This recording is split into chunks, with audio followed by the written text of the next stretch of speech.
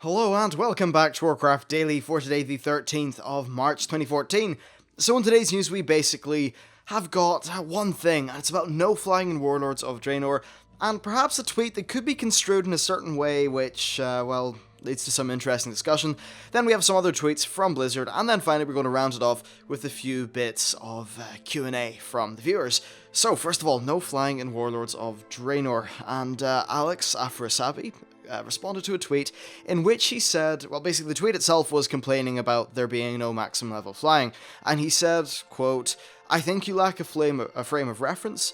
It's possible to keep your perceived efficiency equal to flying without flying. The plan is to have no flying at ship and see how it plays out." So this could definitely be interpreted as being completely fitting with what they originally said of no flying until patch 6.1, but it does seem a lot more tentative than what they were previously saying. Now personally, I don't have any problems with it. I think that flying really does shrink the world quite a bit, and I just think that elements of flying have really taken away from the actual just feeling of world in the game. I don't think it's as bad for, say, like the main Eastern Kingdoms and Kalimdor, and I just think that maybe, though, for Northrend and Pandaria, it does make those zones just feel a little bit small.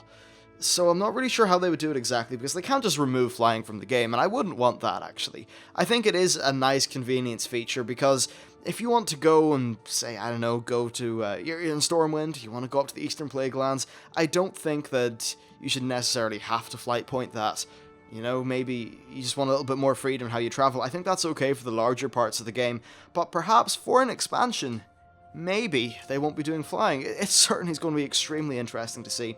Now, I am quite keen to see how it does play out. Of course, if things don't turn out well, then sure, they can always just switch back to allowing flying again, but I at least think that that period of 1 or 2 patches, or however long it may be, could be just kind of a bit instrumental in finding out if this really will work. I think that no flying with while leveling should always be the case, though, all the time, because it leads to some extreme gameplay problems, and it actually leads to a lot of zone homogenization. And this may seem a bit bizarre to people, but what differentiates one zone from another is its environment, and when you can fly over that environment, it means you don't have to interact with it, especially in quests. That means that zone to zone, everything's just going to feel a little bit more the same.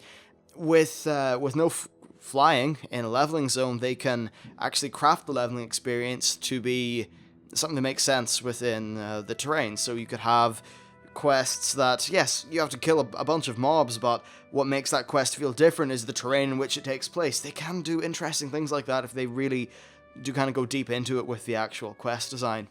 So that's definitely true. I think, though, that flying at max level is perhaps a little bit more tentative, and I just want to see how it pans out. Alex did actually point out, though, that people don't have a frame of reference. That's certainly true, because like a lot of the people that are playing the game now did not play during vanilla, so that we don't have that frame of reference. And he's actually, I believe, one of the game designers from vanilla WoW. So I think that people should definitely bear in mind as well that the world itself will be designed specifically for ground travel. Zones will have better defined roads, and I'd imagine that the problems that, say, the Dread Wastes had, in that the zone was just an absolute pain to navigate without a flying mount, well, those problems should be solved. They should be things of the past. And then also they have said multiple times that they are going to take great care, at least, to make sure that flight points are very good. And damn, that's really needed. And here's the thing as well, sometimes the flight points would choose a route, and the route they choose just doesn't make much sense.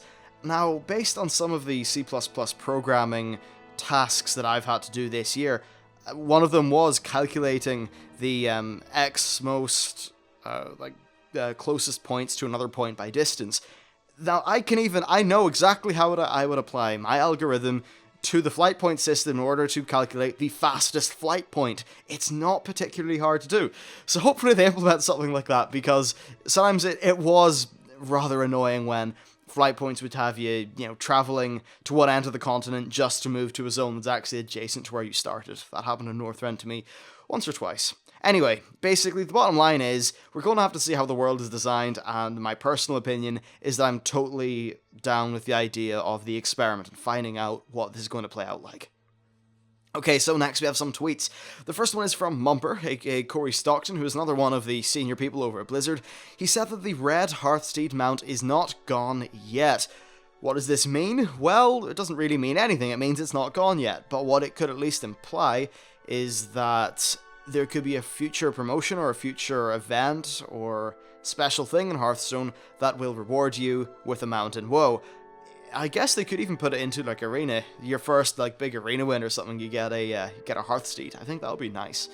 So yeah, and the reason, by the way, just in case some people don't know, and honestly, because most of you didn't follow the channel way back in the day with patch 5.4, and reason my coverage of that, there was actually a red variant of the Hearthsteed that was data mined, and I covered it back then, but it was seemingly absent from the recent promotion with Hearthstone.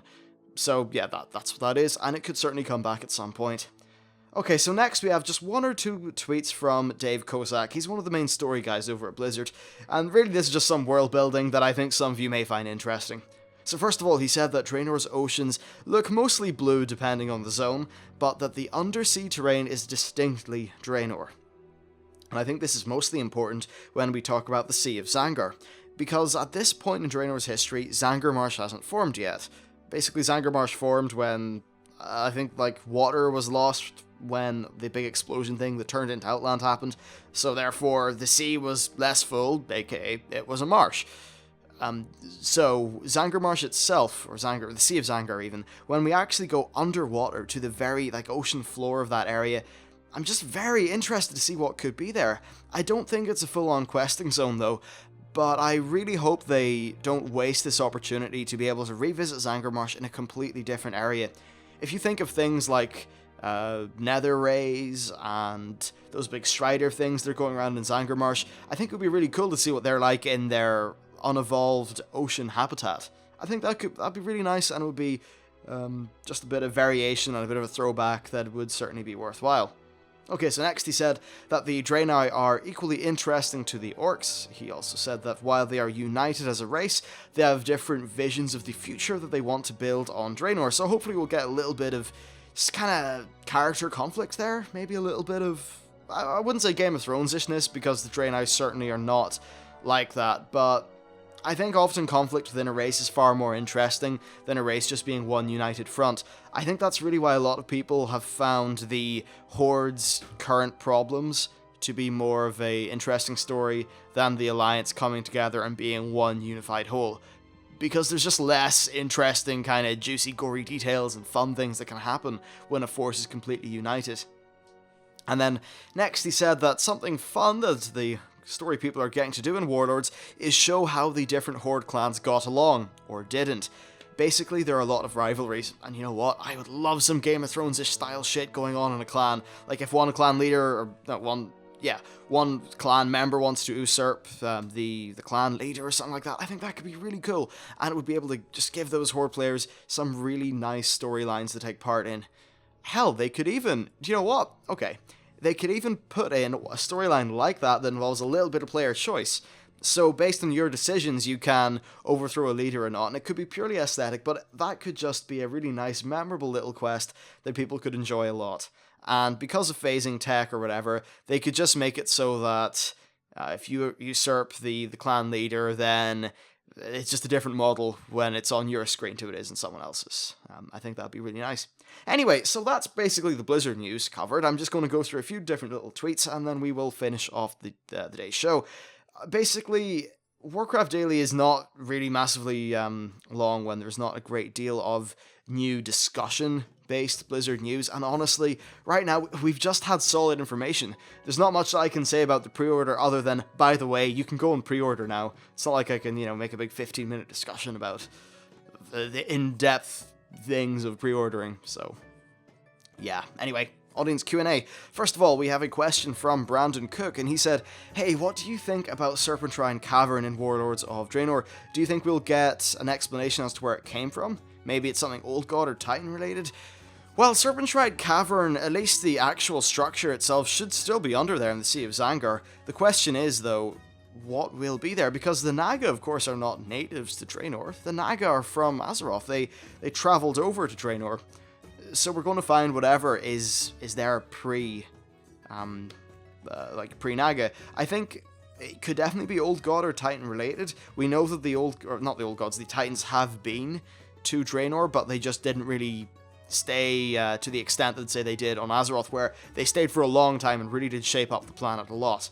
So I think perhaps it could be Titan related, or perhaps it could just be a unique geographical feature that Illidan's Naga then wanted to exploit. I think that's probably what the case is. Next we have a question from Imwimstupid, who said, now that Vol'jin is the leader of the Horde, who will be the Orc racial leader? Every race has got some sort of racial leader, and I'm assuming the Orcs will have one too. A good question. I think that the default is going to be Thrall. But with Thrall being, in his kind of shamanistic duties and all the Earth and Ring stuff, they could certainly put in Sourfang or Eitrig or one of those other well-known and well-respected and really, in terms of what players think, well-loved characters.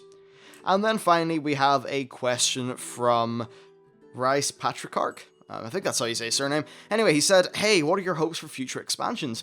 Now, this is certainly something that is worthy of a much larger video, but I'll give you the lowdown. So, I think Warlords is probably going to be followed on by something Legion-related, and if it isn't, then it will be an interim expansion between Warlords and the Legion that would probably feature something to do with Old Gods, basically the Dark Below. I think the Dark Below is actually something that is expansion-worthy, I suppose.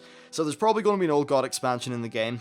There's probably going to be, I'd say, 2 or 3 Legion ones, because they're one of the ultimate enemies. There could be a Titan expansion, depending on if it's kind of woven in with the Legion one or not. The main problem with the Emerald Dream is solved, with Xavius being killed, and the Emerald Dream itself would actually be fixed when we kill N'Zoth, who's one of the Old Gods. So really, it's going to come down to Old Gods, Titans, and the Burning Legion. In terms of home enemies, there could be one, there could be an expansion with Jaina and Sylvanas going mad. I guess, maybe. And then just those sort of expansions, like Mists of Pandaria, that are really just slotted in, though the less of those the better, because I really do love it when the lore is kind of, it's going strong, it's always moving forward, and I just think that Pandaria was perhaps more of an aside than an actual push forward.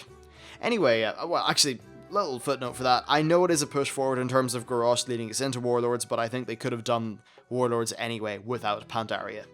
Anyway, that is basically it for today's show. I hope you enjoyed it. If you did, you can check out my Patreon page and my social media links, which are in the description of the video. And yeah, with all that said, thanks for watching, and I will see you next time.